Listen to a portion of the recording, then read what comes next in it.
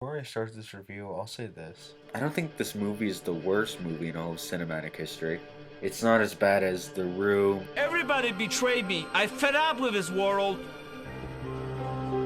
or After Last Season. I think it has good elements. I like the music, even though it doesn't really fit in well with the movie at all.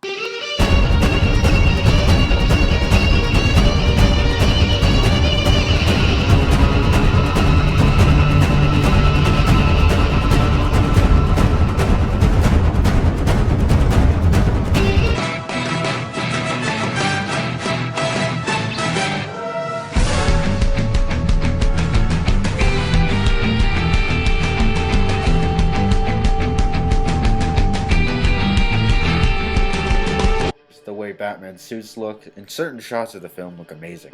That's really all I liked. I know that every movie ever made has problems, but if these problems aren't big enough or don't affect the story and the characters in a huge way, then your film is okay in my book. However, if your movie has big problems and affects the story and the characters constantly, then you have a huge problem. That's how I see Batman vs Superman, a huge problem.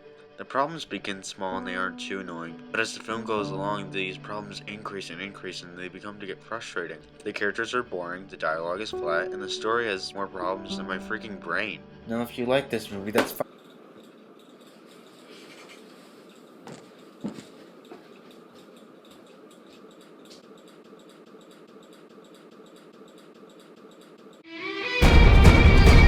Usually in most good movies, something happens in the beginning, middle, and or end that's, well, shocking. In this film, in my opinion, didn't have anything shocking happen at all. Sure, you seeing unnecessary introductions of half of the Justice League members and Superman dying might have been shocking to you, but to me it wasn't. Seeing the Justice League was just to make the fanboys flip out and leave non-comic book fan members in the crowd confused. Not knowing what in God's name just happened. If they wanted to reference them, they could have just name-dropped the characters, or they could have just waited to the next movie to show them. Unlike most movies, whenever they introduce a character, you see their personality, you see some clever dialogue, and interesting things about them. Now I know if they were to show these traits with Flash, Aquaman, and Cyborg, then the film would already been more drawn out than it already is. So if they never even put these characters in the movie, then we wouldn't even be in this mess. And in my opinion, I don't even think that the Martha thing was shocking to me at all. I mean, I know it was shocking to some people, but to me it wasn't. And if you found it shocking, that's totally okay. That's your opinion. You are never even a man.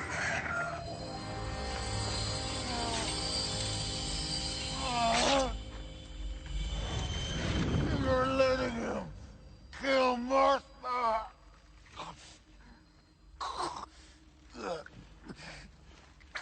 What does that mean? Martha.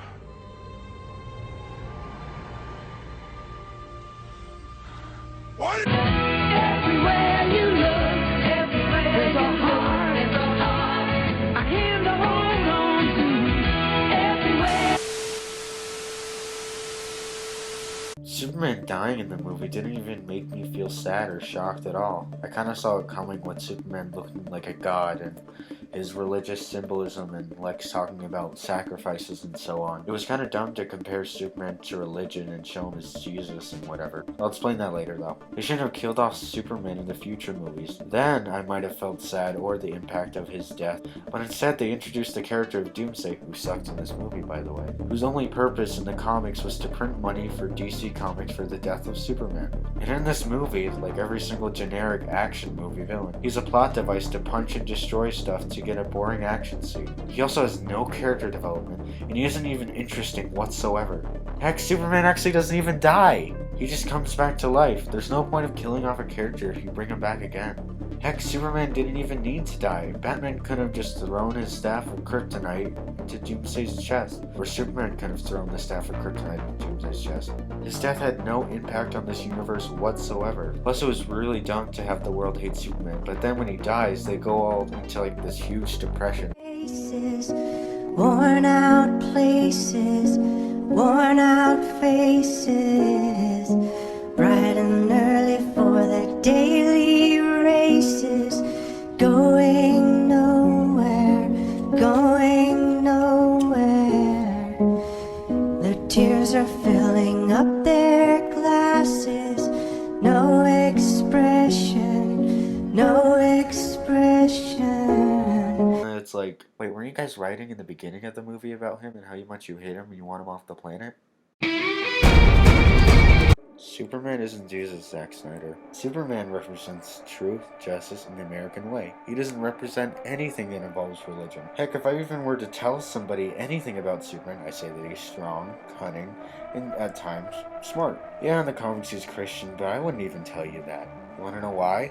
Because no one cares. But religion shouldn't even be symbolized with the majority of comic book characters in media. Now, it makes sense for Marvel's Netflix show, Daredevil, to have some Christian or religious symbolism in their marketing, because that's a huge thing about Matt Murdock's character. It's that he's Catholic. And in the show, they briefly show this with Matt, but they don't symbolize it or shove it in your face throughout the whole show. Henry Cavill was a really bland Superman. I could think of lots of people who could play him much better. He barely smiles, he's negative, and he doesn't have anything interesting about his character in the movie. All he does is just mope around. Henry's only good at being Superman when he's angry, so why can't he bring that good acting of anger and change it into happiness? Yes, Superman can be negative and down on himself at times, but in the end he'll just get the strength to bring himself back up again. Is sort of the monk warrior. He's not the monk warrior. He's like really, the pain is real all the time. And so being a playboy is a way of hiding pain, you know, like he's at an amazing place, even just for when I point the camera at him, just what he looks like, you know, just like he's a big movie star. What? Ben Affleck was a really good Punisher in the movie, but he wasn't a good Batman. The Batman in this movie isn't really what Batman stands for. I don't care how many comics you show me that Batman kills, the majority of comics that he's in show that no matter what, he will not take a life. He wants to kill Superman because he killed people by accident. Batman doesn't even try to reason with himself and try to get to know Superman and decide if he should really kill him or not. Plus, him and Lex Luthor's motivation are swapped. Fight night. Lex wants the kryptonite because if Superman ever turns against the world will have something to defend itself with. Batman wants to outright kill Superman. Batman would want that kryptonite for a just-in-case plan, and Lex would want to outright murder him. Here's how I would have wanted to have Batman fight Superman. In the beginning of the movie, Batman doesn't want to fight Superman because he knows he's too powerful, and Superman would easily win in a fight against him. So, Batman just lets Superman do his own thing. Then when the Capitol building blows up, Batman's like, okay, I really need to do that just-in-case plan, like I mentioned earlier. So he goes to Lex's tower, he tries to get some kryptonite, and then Lex stops him and tries to manipulate him into fighting Superman. None of the dialogue is interesting. It's generic and boring. And whenever they try to have good dialogue, it comes off laughable or tries to be some amazing quotable movie like Pulp Fiction. You're not brave. Men are brave. Superman is technically brave since he wanted to fight Zod in Man of Steel, so that's kind of risky. Even though that in Man of Steel is practically two invincible people fighting. There's not really any suspense at all, but I digress. Special effects that go on for 2.5 hours, and loud noise is more satisfying because it's more engaging. There's so many more things happening on the screen. There's so much action and explosions. That was stupid at the end when he smashed his hand. That was boring. Did you see how many buildings fell down? The Mandarin.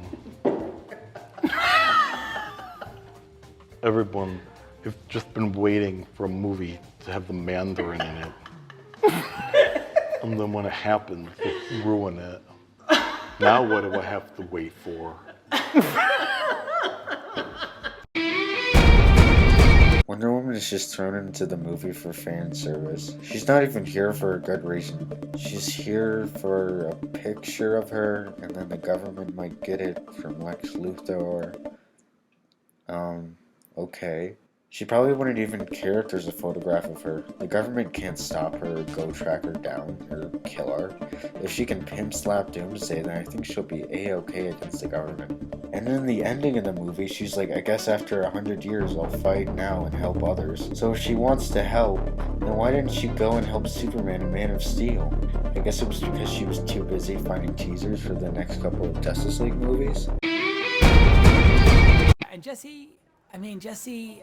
I met with Jesse for something else, and then for another part in the movie, and we just talked, and then when he left, I was like, maybe Jesse's Lex Luthor, you know, like maybe Jesse is Lex because he's like a modern Lex, you know, he becomes even more diabolical in some ways because I love the one thing that Jesse does, I think that's really interesting, is like, Lex Luthor in the movie is very confusing and annoying and pretty cringeworthy. Fight night. Fight night. He's annoying and cringeworthy because his funny personality and jokes don't fit in well with the dark themes this film is surrounded with. The only real reason why Lex Luthor hates Superman in this movie is because Lex Luthor is a bad guy. That's the only reason why Lex Luthor really hates Superman, right? It's just because he's a good old bad guy, right? The reason why Lex Luthor hates Superman so much is that no matter how much work he does, no matter how much he sweats and bleeds, no matter what he does, he'll always be number 2 compared to Superman. He wants to be number 1. He wants people to see him as a hero, the good guy in Metropolis, and not a bad guy or anything like that. Do you think I deserve it? What? Do you think I deserve your full attention? I had to swear an oath before we began this deposition, and I don't want to perjure myself, so I have a legal obligation to say no. Okay, no. You don't think I deserve your attention? I think if your clients want to sit on my shoulders and call themselves tall, they have a right to give it a try, but there's no requirement that I enjoy sitting here listening to people lie. You have part of my attention. You have the minimum amount. The rest of my attention is back at the offices of Facebook, where my colleagues and I are doing things that no one in this room, including and especially your clients, are intellectually or creatively capable of doing. Did I adequately answer your condescending question? Then when Lex is trying to frame Superman in the beginning of the movie, he has his men shoot innocent people when Lois is captured by the terrorists a couple minutes before Superman shows up, thus making the event look like Superman killed the people and the government believing that Superman, killed him. But why do they believe that Superman, a man with godlike powers, killed people with guns? How stupid are these writers? The movie's tone is all over the place, from the first 10 minutes to the rushed final act. The first act is a political thriller with terrorists killing people, the government trying to get involved with Superman, Lex bribing people from the government, Batman trying to get files from Wonder Woman, and a huge American monument being destroyed. Then the second act is Superman quitting to be Superman, aka the I don't want to be a superhero anymore. act. Gee, like I haven't seen that in every single superhero movie ever. And the third act is every ending to almost every superhero movie ever. Villain causes destruction, villain fights hero, happy ending. Making a film, at least have every act fit in well with the genre/tone this movie is going for. If it's inconsistent, then your film is probably bad. I get that movies are hard to make. You gotta have people that are willing to do whatever it takes to make the movie good. You gotta have good actors, you gotta have good writers, and so on. Some people end up not making the film they want to make because of the stress of making one. I know I have. I don't think this film is utter garbage. Like I said, it does have good things about it. I can tell that the actors and people who filmed who worked on this movie tried to make this as best as they could. Maybe the studio got their hands on it. Maybe it was the writers that didn't care about the source material or just the movie in general. They just wanted money. And maybe Zack Snyder's vision just didn't work out well on the big screen. I honestly don't know. I don't think we'll ever know. What I do know is this. This is probably the only time we'll ever see Batman vs. Superman on film ever again. And in my opinion, they failed. What should the public expect from this film?